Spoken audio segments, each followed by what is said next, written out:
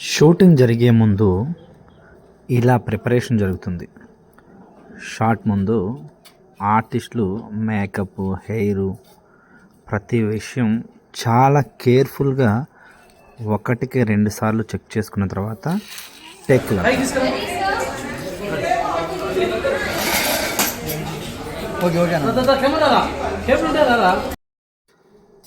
ఇలా బ్యాక్గ్రౌండ్ ప్రతిదీ ఒక ఆర్డర్లో పెట్టి చూసేటప్పటికి మీకు చాలా బ్యూటిఫుల్గా ఫ్రేమ్ని సెట్ చేసి చాలా కేర్ఫుల్గా 1కి 2 సార్లు ఇలా అవన్నీ అరేంజ్ చేసి ఆ తర్వాత ఫైనల్గా కెమెరా ముందు టేక్ వెళ్తారు. అందుకే మీరు చూసే విజువల్లో చాలా అరే భలే ఉంది, భలే చేశారే అన్న ఫీలింగ్ వస్తుంది.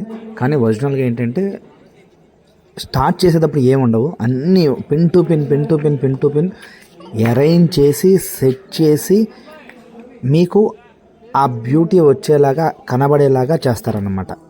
అదే షూటింగ్.